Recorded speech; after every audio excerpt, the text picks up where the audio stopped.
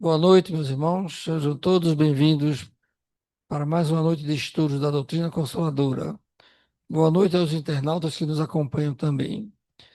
Hoje teremos a satisfação de contar com o nosso irmão Keoni Ranieri, da Federação Espírita Pernambucana, que vai nos trazer o tema Consideração do Natal com Jesus e o Espiritismo. Um tema muito oportuno e que ele vai desbravar algumas coisas que vamos acrescentar aos nossos conhecimentos. E, obviamente, o Natal com cada um de nós é com o Espiritismo, mas cada um de nós precisa ter uma reflexão sobre esse evento. Então, para iniciar, vamos pedir a nossa irmã Neves para fazer a prece inicial.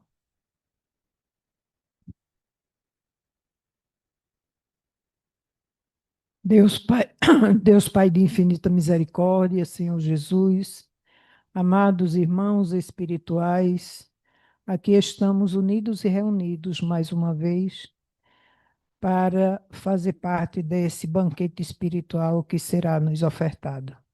Graças te rendemos, ó Pai, pedimos pelos nossos irmãos, amigos e inimigos, encarnados e desencarnados, que tuas bênçãos sejam derramadas sobre todos nós, sobre a humanidade, e que a luz do teu amor, Senhor Jesus, se faça presente em nossas mentes, em nossos corações, e que assim, ó Mestre de amor, fazei com que aquele irmão que ainda não vos conhece, seja sensibilizado pela força do teu magnetismo, pela força do teu amor.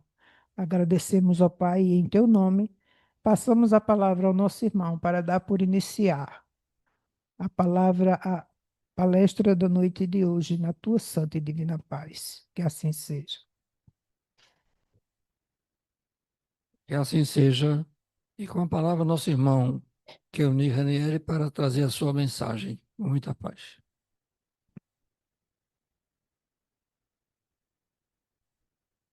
Meus queridos irmãos, minhas queridas irmãs, jovens aqui presentes, muito boa noite. Eita, bem silencioso. Eu vi os espíritos tudo responderem, né? Vamos tentar de novo, gente? Boa noite. Muito bem. Nós estamos na casa de Deus e estamos no mês do aniversário dele. Alegria, gente. Alegria porque é uma oportunidade ímpar e é também uma bênção, uma oportunidade que nós temos de estar aqui. Quantos gostariam de estar aqui e não estão, ou não podem estar por diversos motivos? Mas eu, antes de iniciar a nossa abordagem do tema de hoje, eu queria externar o meu abraço a todos vocês pela oportunidade de estar aqui na casa mais uma vez, agradecer o convite formulado, agradecer a chance que Deus, Jesus, permite de podermos trabalhar e falar sobre essa doutrina maravilhosa, sobre o Evangelho. E hoje nós vamos abordar um tema que é o tema do mês dele, que é o Natal. O Natal com Jesus e na visão espírita. Daqui a mais alguns dias, dia 25, convencionou-se comemorar o nascimento de Jesus. E nós completamos mais um ciclo, mais um ano que se fecha, mais um outro que se inicia. E para nós é uma oportunidade de repensar a nossa vida, fazer planejamentos para o futuro, cabeça erguida, Jesus no coração e muita fé. Então, o nosso tema hoje aborda um homem que esteve entre nós e que muitos não sabem quem é. Quem é Jesus? Muitas pessoas ouvem falar dele, mas não sentem e não praticam o que ele ensinou. Muitos colocam em dúvida se Jesus realmente esteve entre nós ou não. Será que Jesus existiu? E muitos travam contato com o que ele nos trouxe, mas esquecem de praticar no dia a dia. Então, para nós abordarmos esse tema aqui, nesse mês de dezembro, traz uma dualidade grande, e eu vou já falar para vocês que dualidade é essa. Mas esse homem Jesus, ele foi tratado pelos espíritos, principalmente por Emmanuel, sobre a pena de Chico Xavier, com muita propriedade, com muita profundidade, porque lá no livro A Caminho da Luz, no capítulo 1, A Gênese Planetária, No primeiro capítulo, Emmanuel já começa falando sobre os espíritos de luz e sobre Jesus. E ele diz assim, permitam-me ler para que eu não seja infiel e não erre no que está escrito. Ele diz assim: rezam as tradições do mundo espiritual que, na direção de todos os fenômenos do nosso sistema, existe uma comunidade de espíritos puros e eleitos pelo Senhor Supremo do Universo. Essa comunidade de seres angélicos e perfeitos, da qual é Jesus, um dos membros divinos, já se reuniu nas proximidades da Terra por 2 vezes. A primeira, quando o nosso globo estava se desprendendo da nebulosa para ser formado. E a segunda, quando em reunião de espíritos crísticos se decidiu que Jesus encarnaria entre nós. Vejam, não foi Jesus que escolheu, foi uma comunidade de espíritos crísticos que, reunidos, convidaram Jesus para encarnar entre nós. Agora percebam, o espírito da envergadura de Jesus, para encarnar num corpo como o nosso, imaginem o planejamento e a necessidade de descida vibratória para que ele possa habitar um corpo rudimentar, primitivo como o nosso. Quem é Jesus? Bom, de onde surgiu essa dualidade que eu falei para vocês? Nós criamos, há algum tempo atrás, alguns séculos atrás, a figura do Papai Noel. Não é verdade? Chega o perto do Natal e a gente tem Papai Noel concorrendo com Jesus. Mas vejam que coisa interessante. Essa figura do Papai Noel, criada na cultura popular, trazida para a gente, internalizada e cultuada ao longo de vários e vários séculos, essa figura surgiu na Holanda. Lá existia um homem chamado São Nicolau, que é padroeiro da Holanda. Mas São Nicolau, no início, era de uma família rica. E os pais morreram muito jovens, precocemente. E São Nicolau herdou a herança da família e, por deliberação própria, começou a fazer doações da parte de sua fortuna para os pobres e entregar presentes para as crianças. São Nicolau foi nomeado bispo de Mirna, na Ásia Menor, na Turquia. E, durante toda a vida, passou a cultuar essa prática de distribuir o que ele tinha de riqueza com os pobres e dar presentes para as crianças. E o que é que acontece? Na Holanda, passaram a chamar esse bispo, São Nicolau, de Sinterklaas, que traduzido para nós é Santa Claus, que é o Papai Noel. Símbolo do quê? Daquele que dá presente. Aí vejam como a mente humana vai evoluindo e trazendo as coisas. Com o passar do tempo, já no século XVI, um desenhista alemão chamado Thomas Nast, para comemorar e representar essa atitude de São Nicolau, precisava de uma figura, de uma imagem que representasse aquele ato dele. E ele pega um gnomo. Já viram aqueles gnomozinhos da floresta, baixinho, barrigudinho, orelhudinho? E passa a simbolizar, na época do Natal, a figura de São Nicolau com esse gnomo. Só que, com o passar do tempo, ele vai aperfeiçoando o desenho. Barrigudinho, baixinho, barbichinha, que não era branca, que o gnomo não tem barbinha branca, e ele vai aperfeiçoando o desenho. Os holandeses saem de lá da Europa e vão para a América. Quando chega na América, o Papai Noel é cultuado entre os ingleses, que são os colonizadores dos Estados Unidos, e entre os emigrantes. Mas entre essa imagem vai se aperfeiçoando, esse desenho vai se aperfeiçoando, e em 1920, nós temos uma coisa interessante. Surge a Coca-Cola. E a Coca-Cola não vendia como vende hoje, nem era conhecida como é conhecida hoje. E andava mal das pernas entre 1920 e 1930. Quando chega em 1931, os dirigentes da Coca-Cola chamam um desenhista alemão, chamado Randall, e diz assim: nós precisamos de uma logomarca da Coca-Cola para vender. E que todo mundo lembre dela quando olhar para essa logomarca. E eu preciso que você faça um desenho para isso. Aí o que ele fez? Pegou o gnomozinho barrigudinho, desenhou agora com a feição de um europeu, colocou a barba nele, colocou uma barriguinha maior, botinha preta e vestiu ele com as cores da Coca-Cola, vermelho e branco. Pronto. Ficou no imaginário de todos nós o quê? O Papai Noel que dá presente, e quando você olha o Papai Noel, você lembra de quê? Da Coca-Cola. Tome Coca-Cola e dê de presente Coca-Cola. Uma jogada de marketing excepcional. Ninguém mais esqueceu, porque o Natal, a partir de então, para a sua representação do dar presente. Eu tenho que dar presente. E ao dar presente, você olha para o Papai Noel e diz assim: por que ele não vai tomar Coca-Cola? Não é bom?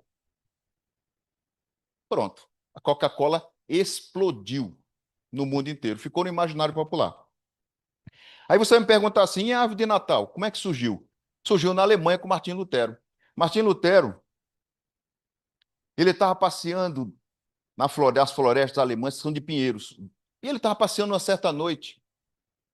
E ao olhar para cima, entre os pinheiros, ele olha e vê as estrelas brilhando entre os galhos de pinheiro. E aquilo deu um despertar nele. Tuf! Ele corre para casa, corta um pinheiro pequeno, coloca num cantinho da casa, e para simbolizar as estrelas brilhando entre os galhos, ele pega vela, toquinhos de vela, e vai colando nos galhos da árvore. Aquilo foi se aperfeiçoando, e nós temos hoje a árvore de Natal conjugada. Papai Noel, árvore de Natal. Mas Jesus não nasceu sobre galho de pinheiro. Jesus não veio entre nós distribuindo presentes. Ele nasceu o quê? Numa manjedoura. Ele nasceu em Belém, humilde, simples, entre os animais, para mostrar a humildade daquele que era um espírito de uma envergadura enorme. Era não, é um espírito de uma envergadura enorme. E aí nós começamos a entender por que nessa época muitas pessoas preferem o Papai Noel e esquecem o aniversariante. Mas quem é Jesus? Quando nós olhamos, quando nós ouvimos o nome Jesus Cristo, no hebraico não é o nome completo em linha reta. É Jesus, vírgula, o Cristo. Por quê? Porque o nome de Jesus tem um significado, gente. Jesus em hebraico é Yoshua. E Yoshua quer dizer o Salvador. E Cristo vem de Christos, que quer dizer ungido. O Salvador ungido. Ungido por quem? Por Deus. O que significa unção? Para o povo hebreu, quando um homem tinha um objetivo, uma missão muito importante, costumavam pegar esse homem e fazer derramar sobre a sua cabeça azeite, ungindo, preparando, protegendo para a missão que ele iria cumprir. Isso acontecia com os reis, com os profetas, com os construtores, com os homens que tinham uma missão destacada dentro daquela coletividade, que era o povo hebreu. Então Jesus veio como Messias, deu demonstração e provas de que era o Messias, mas os judeus não reconheceram. Ele dizia: eu não vim destruir a lei. Que lei? A lei que os profetas vieram trazer antes dele, Isaías, Daniel e tantos outros. E ele entrava na sinagoga e lia as passagens que atestavam a vinda do Messias. Esse sou eu. E os fariseus diziam: você está louco, nós vamos te matar. E passaram perseguindo Jesus o tempo inteiro. Agora imaginem, Jesus, o Espírito Crístico, vem encarnar entre nós. Imagine o planejamento espiritual que foi feito para isso. E aí nós vamos pegar agora o Evangelho, vamos nos socorrer do Evangelho. Por quê? Antes de Jesus vir, veio o precursor para preparar o caminho de Jesus. Quem era o precursor? João Batista. Só que João Batista, para vir ao mundo, ele veio em meio a uma dúvida. Porque Zacarias e Isabel eram velhos do corpo, já eram anciãos. E Isabel era estéril. Como é que uma mulher estéril engravida? Olha só. Zacarias era sacerdote do templo. E ao chegar o momento dele entrar na sala dos santos e santos em Jerusalém, no templo, o sacerdote entrava no templo, na sala dos santos e santos, e ele recebia dos espíritos, através da mediunidade, as orientações para o povo judeu. Então ele saía da sala dos santos e santos, que ninguém entrava, só o sumo sacerdote. O povo estava no átrio, ou seja, na entrada do templo, esperando que o sacerdote conversasse com os espíritos, recebesse as orientações e depois ele iria transmitir ao povo o que é que os espíritos disseram. Mas olha o que acontece. Zacarias entra, aproxima-se da Arca da Aliança. Numa das extremidades da Arca da Aliança se materializa o anjo Gabriel. E diz assim: não temas, Zacarias, não tenha medo de mim. Não temas. As tuas preces foram ouvidas e a tua esposa dará à luz um filho. Aí Zacarias, como um homem, diz assim: está brincando comigo, né? Eu, velho, 80 anos, a minha esposa também, idosa, anciã, e estéril. Como é que ela vai ter um filho? De quem? Aí o anjo Gabriel não deixa barato. Já que tu duvidastes, ficarás mudo até o nascimento do teu, que se chamará João. Agora vejam a situação dele. Zacarias sai da sala dos santos e santos, vai para o átrio do templo, todo o povo esperando para ouvi-lo. O que é que ele fala? Calado, mudo. Zacarias vai para casa, conta para a esposa não duvida. Tanto é que engravida dele, Zacarias. Não é do fantasma, não, hein? Dele, Zacarias engravidou. O anjo Gabriel sai de Jerusalém, dos templos, e vai para Nazaré. Encontrar quem? Maria, que era esposa de José e que seria também mãe. Aparece para Maria, mas as mulheres, muito mais espertas do que os homens, antes de duvidar, ela ouve. O anjo Gabriel fala com ela: Maria, não tema. E aí eu vou traduzir para vocês o que está em Mateus, capítulo 1, versículo 18 a 22. Ele diz assim: salve, ó cheia de graça, o Senhor é contigo. Não temas, Maria, porque achaste graça perante Deus. Eis que conceberás e darás à luz um filho, a quem darás o nome de Veja, o anjo Gabriel deu o nome dos dois que viriam. O precursor, João. E o Salvador, Jesus. Maria olha para o anjo e diz: faça-se em mim a tua vontade. Maria engravida, de José. Não é do anjo, não, hein? Pensar que anjo, o espírito vai engravidar a mulher, isso não existe. É de José, ela engravida. E aí nós temos as coisas que só entrando no espírito da Lídia compreende. Maria, ao engravidar, ela resolve visitar Isabel, que estava grávida também, 6 meses na frente. Eram primas. Maria sai de Nazaré até Belém. Só que de Nazaré até Jerusalém, 112 quilômetros. Uma mulher grávida, a pé, 112 quilômetros. Montadinha no pé, não montadinha no jumento, né? Cavalinho. Montadinha no jumento. 112 quilômetros. De Jerusalém para Belém, mais 10. Portanto, 122 quilômetros. Quando Maria se aproxima de Isabel, aí João Batista, que já estava com 6 meses, começa a ficar... A alegria do espírito de João Batista vendo o Salvador junto, e ele se mexe no ventre de Isabel. Elas passam juntas alguns meses. Por quê? Porque o imperador havia mandado fazer o censo de todos os homens. E José tinha que se licenciar em Belém. Ela fica ali, não consegue voltar, porque já está no estado avançado de gravidez. Jesus nasce em Belém. Logo em seguida, o rei Herodes, que havia mandado fazer o censeamento, resolve matar todos os meninos até 2 anos de idade, porque ouviu falar que Jesus seria rei. E ele não queria perder a majestade. O que é que José faz? Pega Maria, bota em cima do cavalinho e foge para o Egito.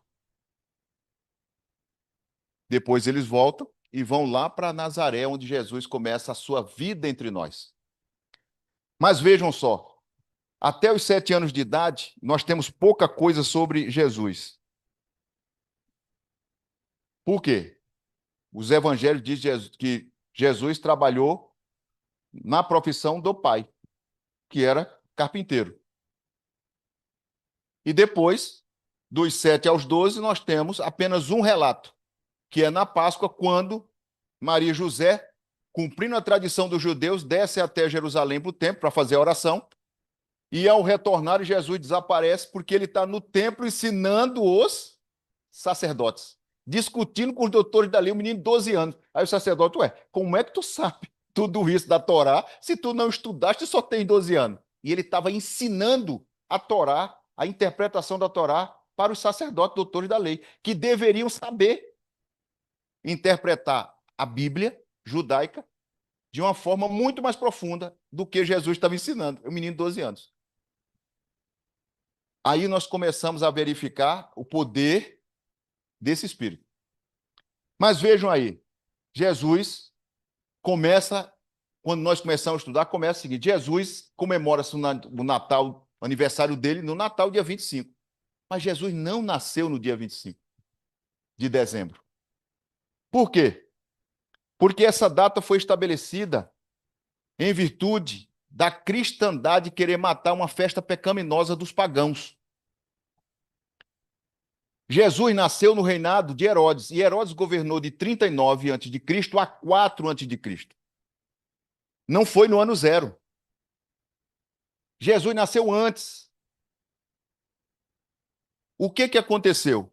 O Papa Júlio I chamou os sacerdotes assim: nós precisamos estabelecer a data de nascimento de Jesus, que até então não era comemorado em datas voláteis. Não tinha uma data fixa como nós temos hoje. E ao chamar um dos sacerdotes que muitos conheciam, chamado Dionísio o Pequeno, Dionísio foi encarregado de estabelecer para a cristandade a data de nascimento de Jesus a partir daquele momento para ser comemorado o nascimento de Jesus. O que Dionísio faz? Ele pega a história de Roma e na época dele, na época antiga, os anos eram contados em função da fundação de Roma. Ele faz a ordem cronológica e estabelece que a fundação de Roma aconteceu no ano de 753, que não foi essa data, foi em 747, 6 anos antes do ano 0. Aí os historiadores foram pegar todos os relatos que estão no Evangelho, com a parte histórica, e verificaram que Jesus nasceu entre 4 e 6 de abril do ano 5, antes de Cristo. Aí você vai perguntar, e como é que a gente comemora em dezembro? Sabe por quê? Porque em Roma, no final do ano, lá no hemisfério norte, nós temos os dias mais curtos, solstício de verão. Os dias mais curtos. E era costume em Roma que durante um período se desse liberdade a todo o povo, inclusive aos escravos, para eles gozarem a vida como eles quisessem. Então, entre 17 e 23 de dezembro, se libertavam os escravos, se davam provisões para eles, dinheiro, para que eles gozassem como quisessem. Então, eles podiam beber, fazer sexo, fazer o que quisessem, a libertinagem geral. Essa libertinagem era entre os escravos e entre a sociedade também. Os cristãos, observando isso, vão acabar com essa festa. Isso não pode continuar desse jeito. E é o que eles fizeram? Estabeleceram, trouxeram o nascimento de Jesus de 4 a 5 de abril para o dia 25 de dezembro, que era o último dia do solstício mais curto. Então a festa não poderia mais acontecer 17 e 23. Porque logo em seguida você tinha uma festa cristã, uma comemoração cristã. Mas vocês pensam que essa festa acabou? Não. Porque essas eram as saturnais. O que é que o povo fez? Copiando a tradição da Itália, do carnaval, transferiram a festa das saturnais para os bacanais. E transferiram a festa de dezembro para fevereiro, que é o carnaval, onde tudo vale.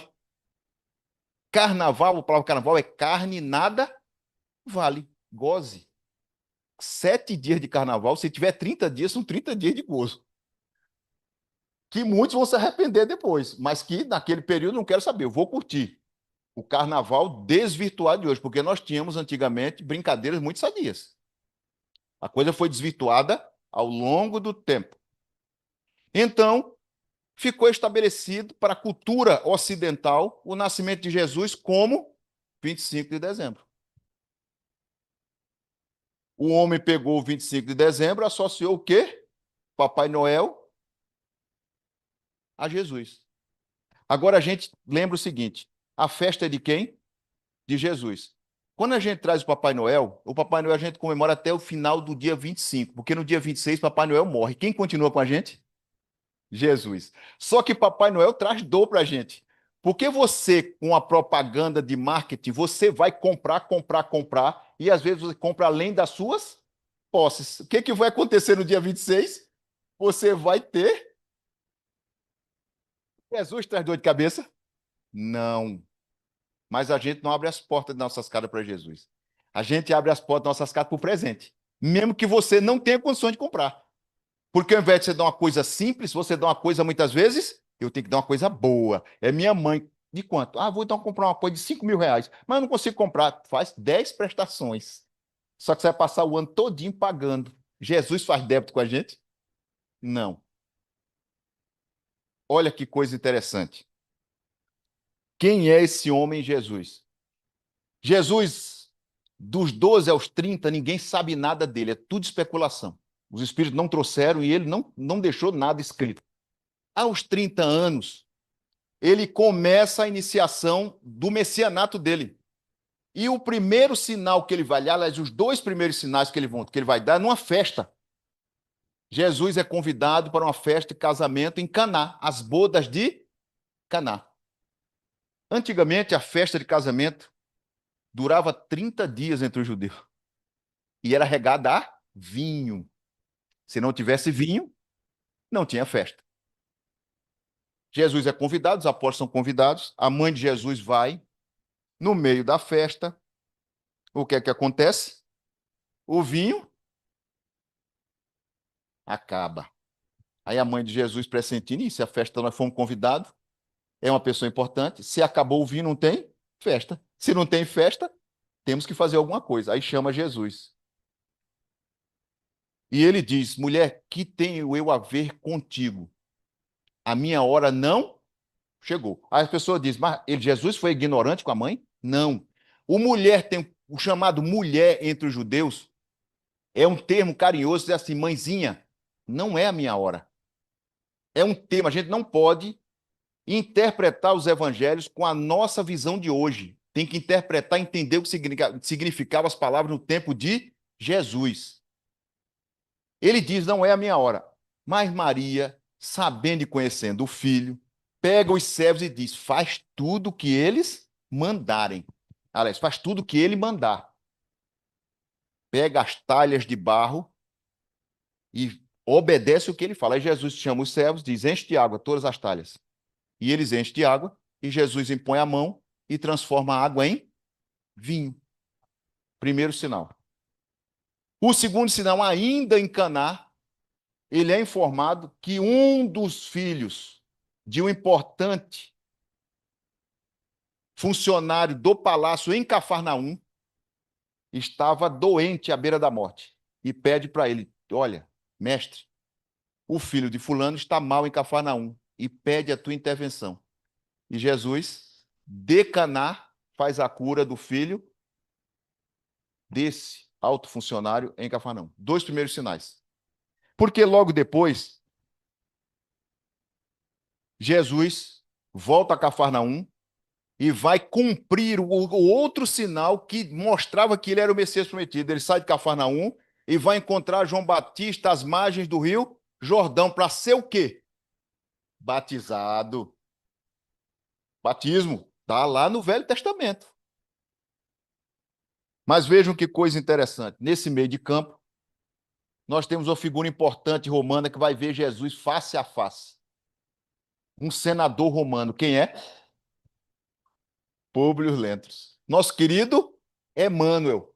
Emmanuel, senador romano, estava com uma filha com lepra em Roma. E o leproso, no tempo antigo, era afastado da sociedade, era banido da sociedade. E ele era senador e não queria perder a filha. Pede ao imperador Tibério César para lhe dar uma missão em Israel, na Judéia. E ele recebe a missão. Pega a esposa Lívia, pega a filha e vai para lá. Lívia tinha uma serva que era cristã e fala de Jesus, e ela se converte ao cristianismo. Acredita em Jesus e vai embora.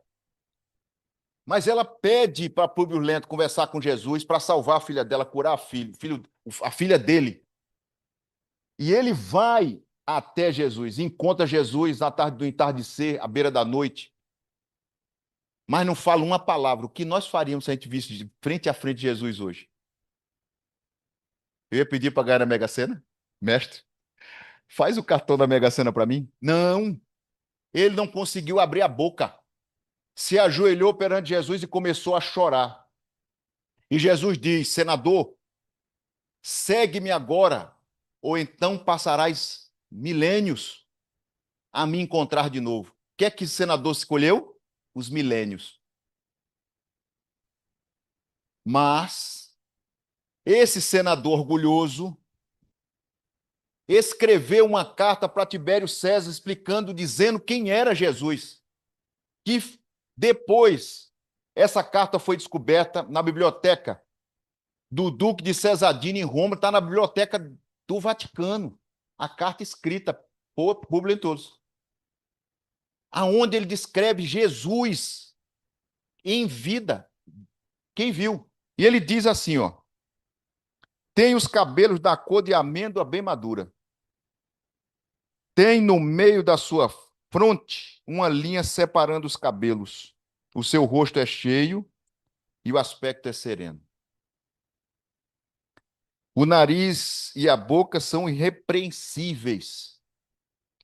A barba é espessa, não muito longa. Seu olhar é muito afetuoso e grave. Tem os olhos expressivos e claros como um diamante. Porém, ninguém pode olhar fixo para ele, porque quando resplende, apavora, e quando ameniza, faz chorar. Os braços e as mãos, muito belos. Quando dele se aproxima, verifica-se que é muito modesto na presença e na pessoa. É o mais belo homem que se possa imaginar. Imagine um senador, homem, falando que outro homem é bonito. Já imaginaram? Ficou no imaginário dele gravado, como uma chapa fotográfica. Aonde está escrito isso? No livro há 2000 anos.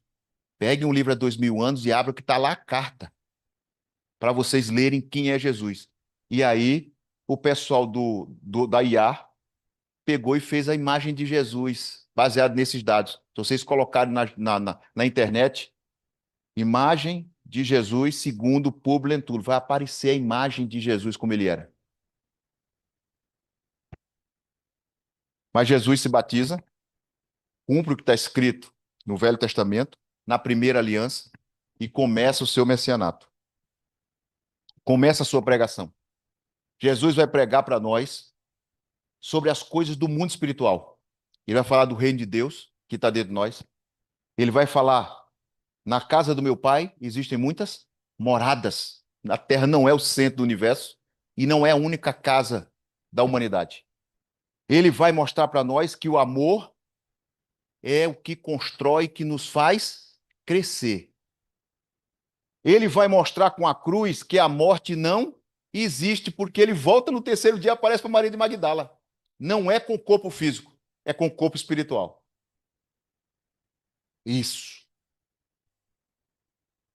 Jesus mostra a comunicabilidade dos espíritos, porque ele aparece transfigurado, ou melhor, ele se transfigura no Monte Tabor, junto com Elias e com Moisés.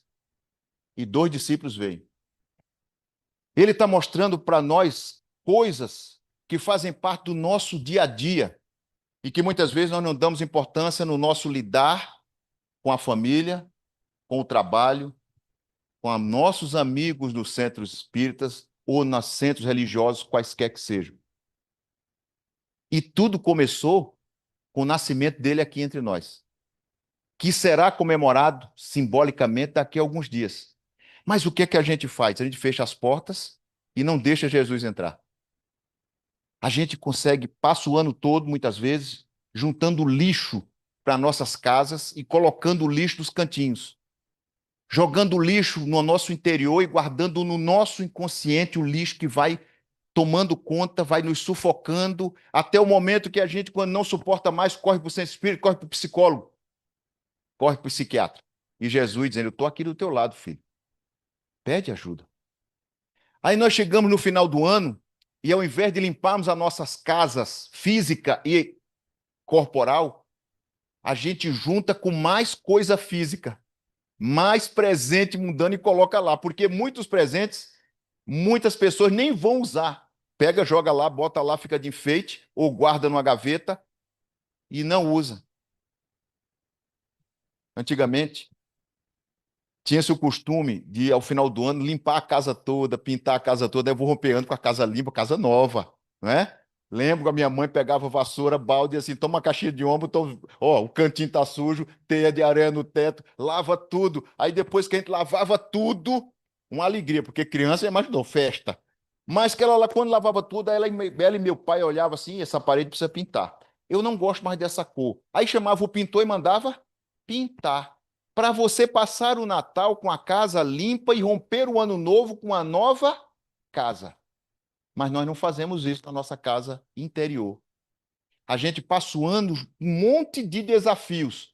Aí quando chega a época do Natal, que é a época de comemorar com Jesus e convidar o aniversariante para entrar na nossa casa limpa, o que é que nós fazemos? Deixamos a casa suja e colocamos Papai Noel. Papai Noel desaparece dia 26 e Jesus nem entrou na nossa casa. Mas os ensinos de Jesus não param por aí. Porque ele é o Salvador ungido. E ele não desiste de nós. Tanto é que ele não desiste de nós, que ele sabia que nós iríamos esquecer dos ensinos dele. E antes dele ir, ele pega em João 14 e diz, eu vos enviarei o Consolador prometido. Porque vocês vão esquecer e deturpar tudo que eu falei.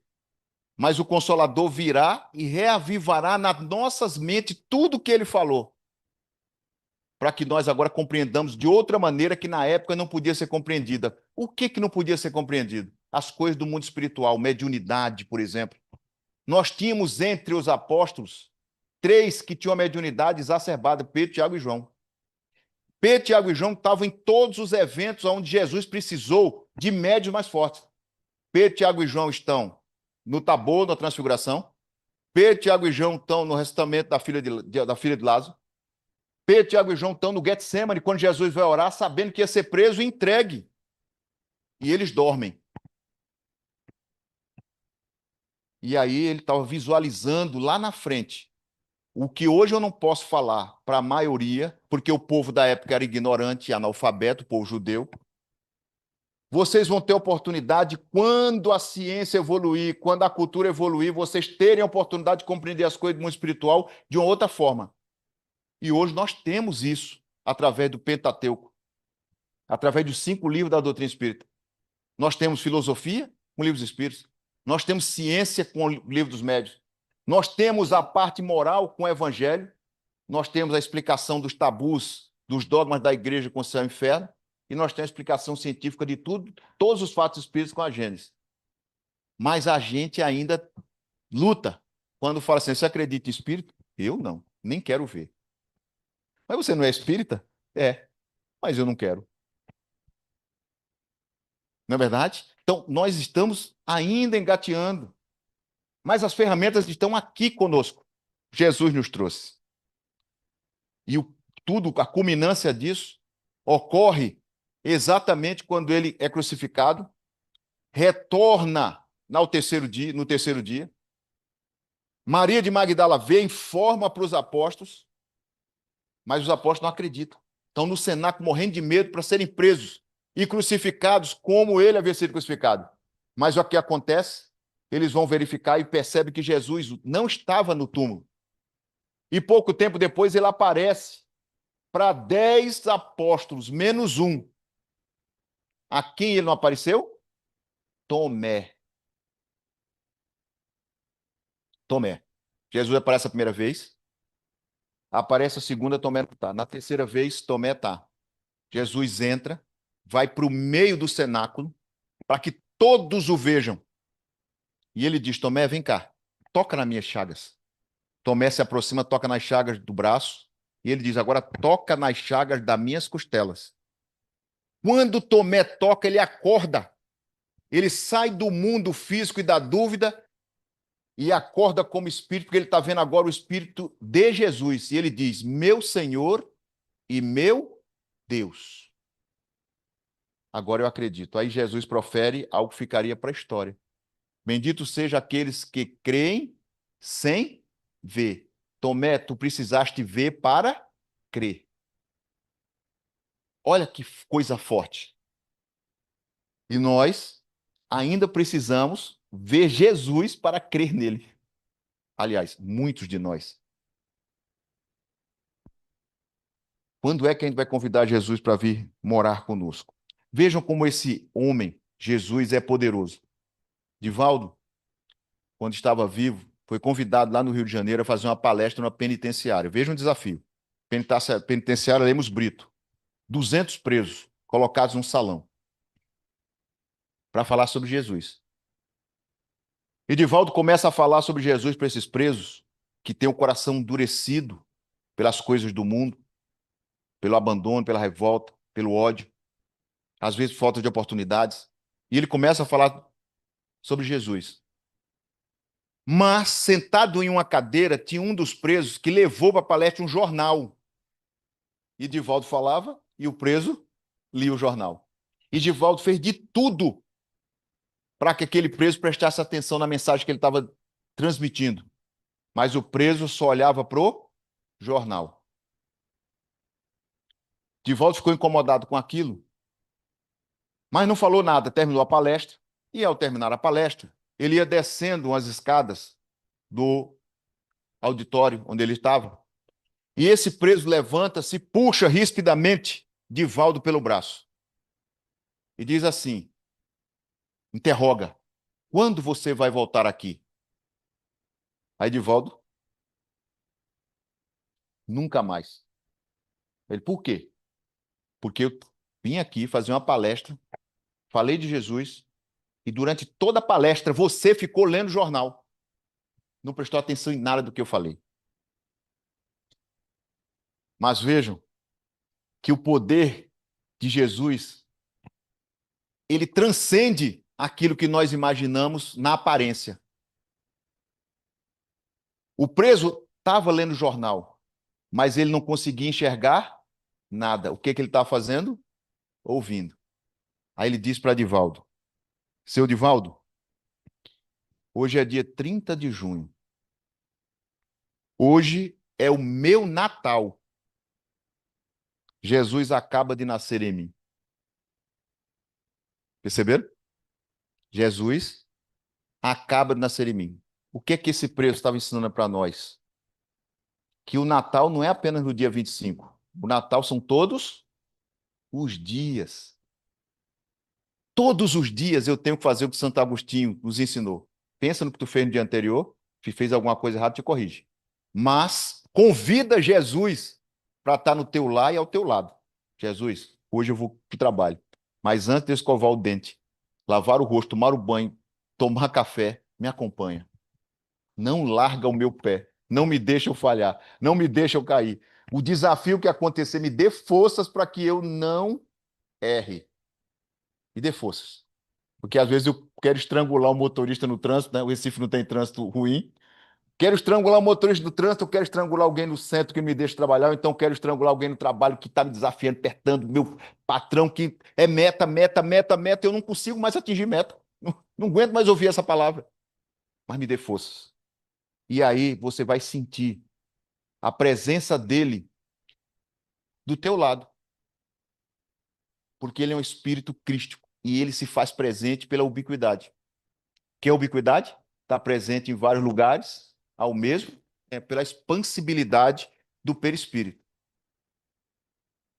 Isso nós não podemos esquecer, gente. Porque para muitos o Natal é só essa época. Passou o Natal, é comemoração do Ano Novo, Réveillon, e aí nós começamos janeiro e a pessoa já começa assim, caramba, primeiro mês do ano, nós temos ainda 11 meses para vencer. Meu Deus, vai ser um suplício. Mas não é assim que a gente tem que pensar. A gente tem que pensar o seguinte: 2026 vai ser muito melhor do que 2025, mesmo que 2025 tenha tido desafios muito grandes para nós, com doença, com perda de emprego, com isso, com aquilo, é coisa do mundo. Mas 2026 será muito melhor, porque foi isso que Jesus nos ensinou. A vida futura, ela é muito melhor do que a nossa vida presente. Então vamos investir no futuro. Ah, mas eu não sei o que vai acontecer do outro lado, sim. Nós não vamos para lá um dia. Alguém vai conseguir evitar de morrer? O corpo morrer, melhor dizendo? Não. Nós vamos nos encontrar com a graça de Deus no mundo espiritual. Aí vai assim, eu te conheço. De onde? Do caminhando para Jesus. Você estava lá. Ah, eu estava sim. Pois é, agora eu estou aqui, vou descansar um pouquinho.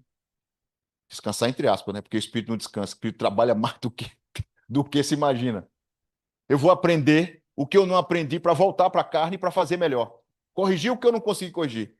Porque a misericórdia da reencarnação permite que eu refaça aquilo que porventura eu tenha feito errado.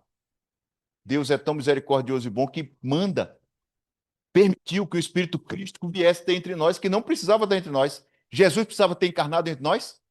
Não. Mas ele, por amor, disse: eu vou, para provar que é possível. Vocês não acreditam? Eu vou provar que é possível.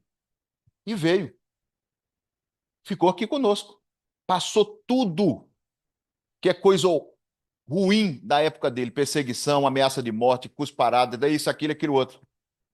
Negação. Foi traído. Mas quando ele estava na cruz, ao invés dele condenar todos nós, o que é que ele diz? Quais são as últimas palavras de Jesus? Pai, isso, perdoa-os, porque eles não sabem. Ele estava olhando para a gente como criança rebelde, que diz assim: um dia você vai chegar onde eu estou. Só que você hoje é criança e eu sou antigo, eu sou experiente. Eu vou aguardar você de braços abertos. Agora não sou eu que vou caminhar até você, é você que vai vir até mim. Olha a diferença. Quando a gente vai até Jesus, não fica sem resposta. E não fica mesmo. Porque nós temos na Bíblia vários natais sendo comemorados. Quer um Natal para ser comemorado? Lázaro. Lázaro não estava com letargia, morto? Aí Jesus manda abrir, todo mundo chorando. Marta chorando. Maria chorando. Meu irmão morreu. Aí Jesus abre: Lázaro, vem para fora. Quer outro Natal? A mulher hemorroísa. A mulher que sangrava. 12 anos uma mulher sangrando, imaginem. Uma mulher com sangramento durante 12 anos. E na época de Jesus, a mulher que sangrava era considerada impura. Durante o período menstrual, ela tinha que se purificar no templo. E se fosse descoberta na rua, era apedrejada, porque a Torá previa que a mulher impura não podia sair de casa. E ela enfrenta a lei e vai em busca do profeta com a fé de que vai se curar. E ela, isso, toca na fímbria na túnica dele. E ela se cura. Aí Jesus se vira e diz: de mim saiu virtude, energia. Aí pergunta para os apóstolos: quem me tocou? Aí os apóstolos: tá brincando, né? Uma multidão dessa e você me pergunta quem te tocou? Ele: sim, quem me tocou? A mulher, sabendo que entre a multidão tinha os fariseus, se fosse descoberta no ato que ela fez, seria apedrejada ali mesmo. Ela se joga no chão. Jesus se abaixa, conversa com ela, ela conta a história dela. Aí Jesus diz assim: a tua fé, pronto. Ele falou, ele por acaso em algum momento falou: eu curei você? Não, ele diz: a tua fé te curou. Ide e não pequeis mais.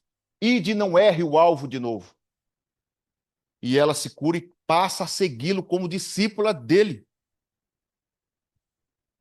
Veja o poder desse homem. Veja o poder de fé que ele nos causa. Veja o poder de incentivo que ele nos dá. Quando eu creio em Jesus, não tenho medo de nada, nem da morte. Ah, eu estou doente. Sim, é o corpo que está doente. Porque o meu espírito é imortal. Se o meu corpo morrer, não tem problema. Eu vou para o mundo espiritual, me preparo com os ambientes amados que vão me receber e depois eu volto. Aí você faz um pacto de você com Deus e com Jesus. Jesus, se for para eu passar por essa doença e morrer, me dê forças para suportá-la. Mas eu não vou perguntar por que sou eu e não ele. Eu vou dizer assim: o que é que a doença está querendo me ensinar? Porque se eu não tiver mérito para me curar, eu pelo menos vou curar o meu perispírito, porque a doença não está no corpo, a doença está no espírito.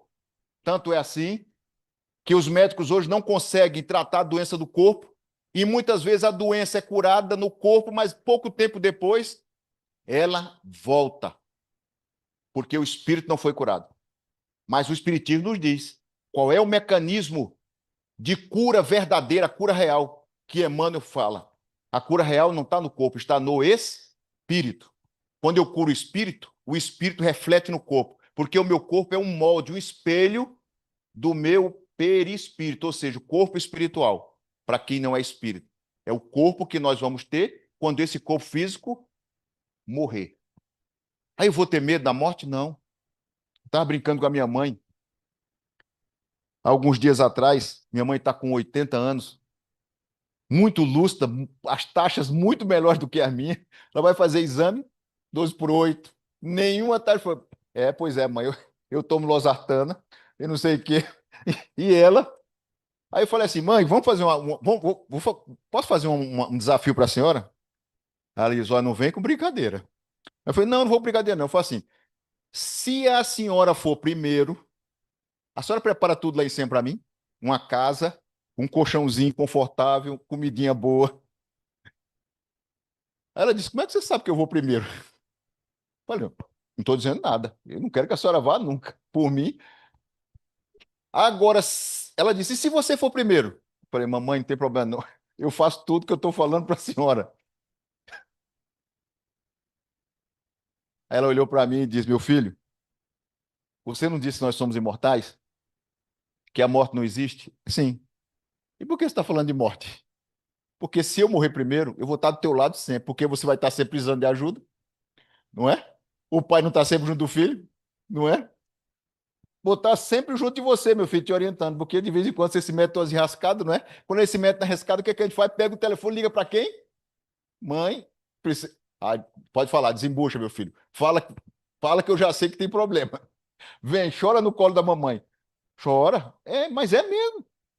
Nós somos os únicos seres que não abandonamos os filhos. Os animais cuidam dos filhos, depois de certo tempo dão um chute, se vira sozinho. A gente não consegue fazer isso, não tem como fazer isso. Porque nós cuidamos dos filhos velhos, tem filho com 40, 50 anos, junto com a mãe, morando com o pai, às vezes, dando umas dorzinhas de cabeça, né?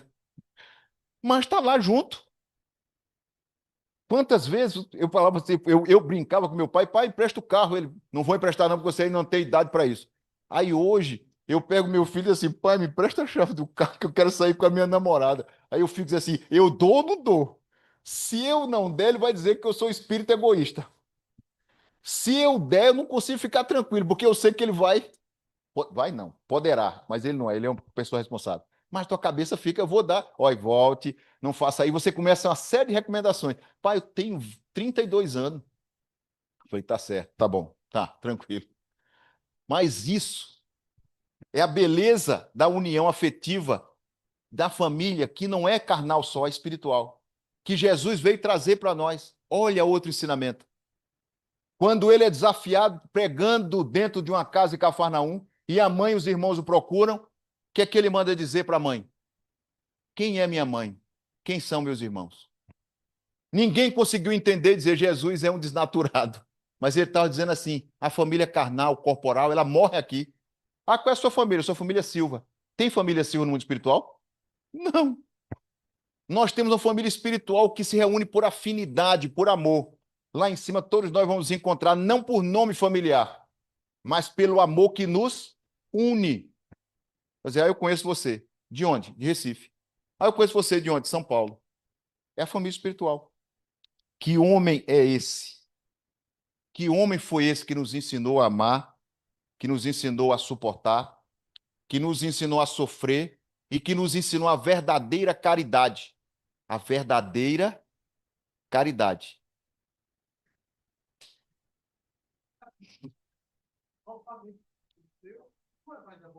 Isso, isso. É verdade. É verdade. Esse homem nos ensinou a verdadeira caridade, benevolência, indulgência e perdão. Essa, essa foi a riqueza que Jesus nos deixou. Benevolência, indulgência e perdão. E tem gente que diz, eu não perdoo. Eu não perdoo. Mas se não perdoa, não faz a caridade de Jesus. Porque a verdadeira caridade é benevolência, mais indulgência, mais perdão. Se eu perdoar, for indulgente, mas não for benevolente, eu fiz a caridade? Não. Se eu sou benevolente e indulgente, mas eu não perdoo, eu fiz a caridade como Jesus ensinou? Não. Então ele está nos ensinando. Vão aprendendo. Mas é difícil perdoar? É. É um processo. Mas você tem que tentar. Nós vamos adquirindo isso à medida que vamos evoluindo. Porque na partir do momento que a gente evolui, a gente olha para o erro do outro, não como um algo que nos perturba, mas apenas como um momento de ignorância dele. E isso não perturba mais a gente. E a gente cresce. Que nós tenhamos, gente, um Natal com Jesus no coração, com Jesus nas nossas casas, lembrando de Jesus do primeiro momento ao último momento, vivendo Jesus. Brindem Jesus em família, brindem Jesus individualmente. Comemorem com Jesus o novo ano que vai surgir. Tenha desafio ou não tenha, mas tenha fé de que tudo é passageiro. Tem início, meio e fim. Muitas vezes eu não sei o fim e me desespero, mas o fim pode estar próximo. Fé, fé, fidelidade a Jesus sempre. Um bom Natal para todos. Beijo no coração. Obrigado, Cleonir, pela bela explanação que nos leva a refletir. O nosso maior presente que Papai Noel não deu é Jesus. Ele é que deve permanecer conosco durante todo o tempo, e não somente nos festejos de Natal. Mas vamos concluir os trabalhos da noite pedindo ao nosso irmão Paulo Cartagena para a prece de agradecimento. Boa noite a todos. Vamos mentalizar nosso pensamento ao alto. Deus, inteligência suprema do universo, amado Mestre Jesus, governador espiritual do nosso planeta, caminho, verdade e vida, modelo a ser seguido pela humanidade. Amigos benfeitores espirituais, só temos a agradecer por essa palestra tão reflexiva, tão enriquecedora, tão cheia de conhecimentos, né? Um verdadeiro banquete espiritual e que nos mostra a necessidade de vivermos o Natal todos os dias, vivermos o Cristo que há dentro de cada um de nós todos os dias, né? Possamos colocar em prática esse amor que o Cristo nos ensinou, essa indulgência, benevolência, tolerância, perdão. Agradecemos por toda a assistência, por toda a inspiração prestada pela equipe espiritual ao nosso irmão Keoni e, humildemente, alegremente, pedimos a permissão para finalizar a primeira parte do nosso trabalho da noite de hoje, devolvendo a palavra ao nosso irmão Luiz Guimarães para que o mesmo possa encaminhar o fechamento da primeira parte dos nossos trabalhos na santa e divina paz. Que assim seja. Então, meus irmãos, mantenham-se, por favor, harmonizados em prece, aguardando a chamada do passe. Muita paz para todos.